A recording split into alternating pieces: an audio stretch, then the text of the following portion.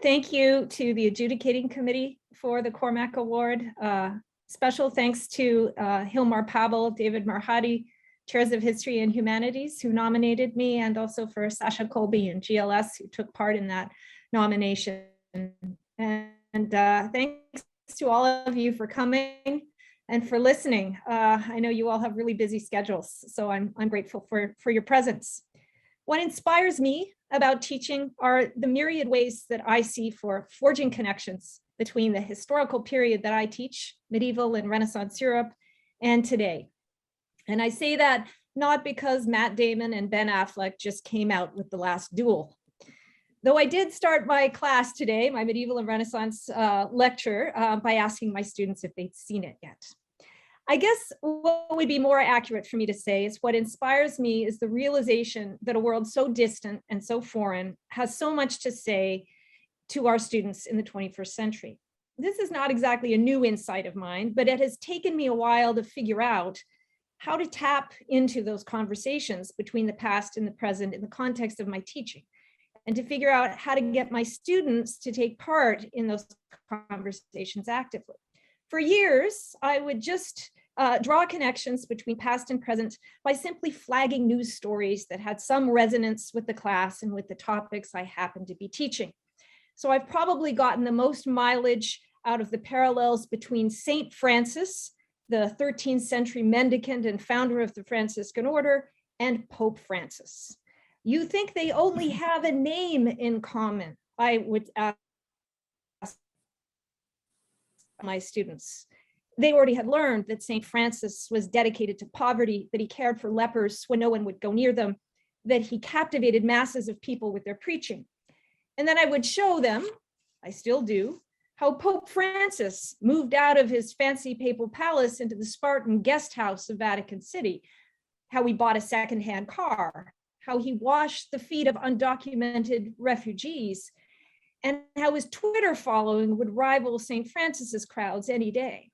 You can understand Pope Francis better, I tell my students, and his influence because of what you have learned about St. Francis. But I'd leave it at that. More recently, I would follow up with questions that ask them to think a little bit further. What exactly is it that Pope Francis might be learning from his namesake? What if Francis and Pope Francis sat down and had a conversation? What would they say to one another? But again, I wouldn't follow up with those questions. I wouldn't make space in my class time to find out what my students thought. The conversation I thought they can have outside of the classroom on their own, or maybe not at all. Well, all that changed in January 2020. The day in my Renaissance Italy seminar, we started studying the Black Death. It was the same day a news story appeared in the New York Times about a mysterious virus that was sickening people in China. Immediately and spontaneously, conversations between past and present took over my classroom. Without any prompting, students instantly recognized that 14th century Italy had important things to say to them as individuals and as members of a society that was being consumed by its own pandemic. And they started looking for those connections, those conversations in their readings, listening for them in our seminar discussions. And they prompted me to develop new written assignments that would allow them to explore and bring into still sharper focus what the plague-ridden world of the Middle Ages had to say to us today. And so I have an assignment that I've had for a while, one that asks the provocative question of why we should study Renaissance Italy anyway. And among the options I included this time, that students could use what they had learned about the Black Death to, for example, draft a memo to Bonnie Henry with advice on how to manage COVID, to put together a guide for teenagers struggling with isolation, to imagine a public health campaign about the importance of getting vaccines. Odd as it is to say, I was given a gift in COVID-19. It's not every day that the modern world reenacts the medieval one so closely. And the experience made me look for ways to have my students have those same conversations between past and present, even when the connections between the two were far more subtle. So I've actually just come from a tutorial in my medieval Renaissance lecture class where we had a debate about a trio of marble relief sculptures that decorate the chamber of the House of Representatives in the United States. The sculptures are of King Alfonso X of Castile, Pope Innocent III, and King Louis IX, all 13th century Europeans among 23 lawgivers that are honored with these sculptures for their, quote, work in establishing principles that underlie American law, unquote, and I am quoting from the US government website on that. Over the past 3 weeks in our course, we've been studying these same three figures and how they promoted intolerance towards Muslims and Jews and people they condemned as heretics. Intolerance manifested not just in their actions, but also in their laws. What should we do with these sculptures? I asked my students. Should they stay in the chamber of the House? Should they be removed? Should we do something else? Most already know how this discussion relates to contemporary debates and protests about statues of Robert E. Lee, Anne McDonald, Cecil Rhodes. But in case they don't, I then talk.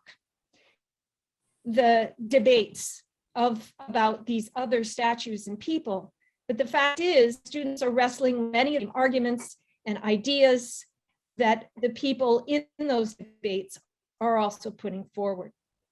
What inspires me is not just the new confidence that I have then in how the Middle Ages and the Renaissance can enrich students in my classroom in 2021. What inspires me is how students have responded to assignments and exercises. I see the evidence on their faces in ways that I haven't before, how it clicks with them finally about why history matters in very concrete and personal ways. I see it in their creative responses to my assignments, and it truly does foster a kind of creative thinking alongside an analytical one. I saw it last fall when I did the same debate in Zoom format. 1/3 of my tutorial stayed on for an extra 25 minutes to keep talking. They were so engaged, their answers were so thoughtful, they looked at this issue from all sides, and many of them weighed in.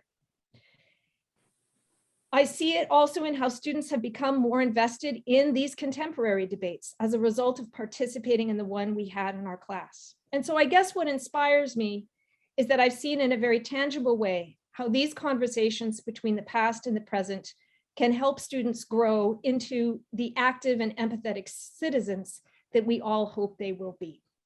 Thank you. Thanks so much, Dr. O'Brien. And the perpetual student in me, who always would like to sit in my colleagues' classes, I'm getting a moment of that right now. So thank you for those rich descriptions.